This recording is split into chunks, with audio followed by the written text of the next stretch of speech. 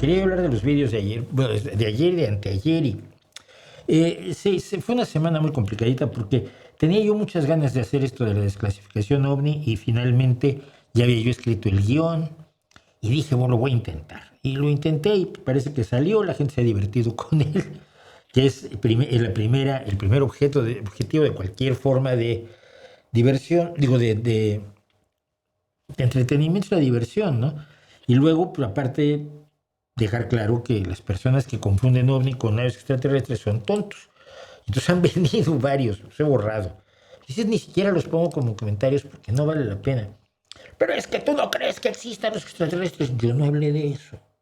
Probablemente el universo está lleno de vida y nunca la vamos a conocer y ya he explicado por qué. Y probablemente estamos solos en el universo. Igualmente probable es que estemos solos en el universo y no importa. No importa estar solos en el universo. Al contrario. Pero bueno, algunos reaccionaron así. Entonces quería hacer esto, me divertí haciéndolo. Alguien me preguntaba si soy un actor frustrado. Y frustrado no, mira, hice teatro, hice televisión, hice radionovelas. Cuando estaba yo en Radio Querétaro, me divertía muchísimo actuando en las radionovelas que hacíamos. Me acuerdo en la que yo era, me tocó el papel de señor obispo, ¿no? Y era yo, amadísimos hermanos en Cristo. Extraña muchísimo la actitud que habéis asumido ante esta congregación. No está bien. Oh, me lo pasaba yo como Dios. He actuado todo lo que he querido y si no he actuado más es porque no ha habido oportunidad, pero tampoco me he matado yo buscando castings. Así hice telesecundaria en México, hice temas de primaria en México. Pero hablando inglés, mis amigos actores me llamaban porque yo hablaba inglés y entonces podía participar en la telesecundaria en inglés, ¿no? Era muy divertido. Entonces, pues esto fue uno de los vídeos, pero el otro fue todavía más grave, que es un vídeo que tenía yo prometido hacía muchísimo tiempo sobre lo que es la Organización de las Naciones Unidas y los millones de personas que día a día dependen para su supervivencia, para comer, para sus medicamentos, para sus vacunas, para sus tiendas en campos de refugiados, para la protección de los cascos azules alrededor de campos de refugiados que son objeto de los ataques terroristas, etcétera.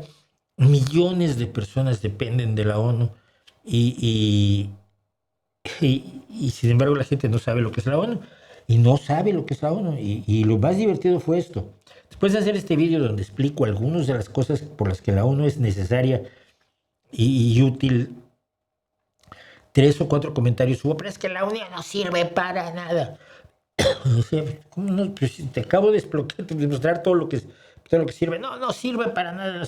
El último fue uno que no sé si lo tengo en comentarios, pero lo voy a decir. Que me dice, pues ha habido muchas guerras y el secretario general está calladito. Y digo, a ver, ¿no viste el vídeo?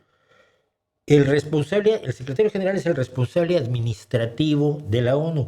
No es el responsable político, no es el responsable militar, no es el responsable económico. Solamente administrativo.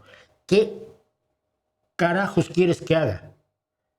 El secretario general de la ONU, si hay una guerra, que vaya y les diga que se callen, les empiece a quitar los AR-15 a los combatientes, se ponga a tirar drones con una resortera, con un tirachinas. O sea, es que es tan increíblemente idiota. Y que lo diga en un vídeo en el que acabo de explicar precisamente por qué. Evidentemente no vio el vídeo, pero ven la miniatura y dicen, voy a opinar. Ahí está todo lo que hay que saber de estos 30 minutos o 27 minutos de vídeo. El odio a la ONU, pues sí la odio porque no hace nada. Bueno, en fin. Que entonces yo los recomiendo muchísimo. Creo que me tardé muchas semanas en hacer el guión, en investigar lo razonable que se podía contar en menos de media hora, que es lo que duran estos vídeos. Y si no la han visto, les recomiendo que lo vean y que la recomienden, por supuesto.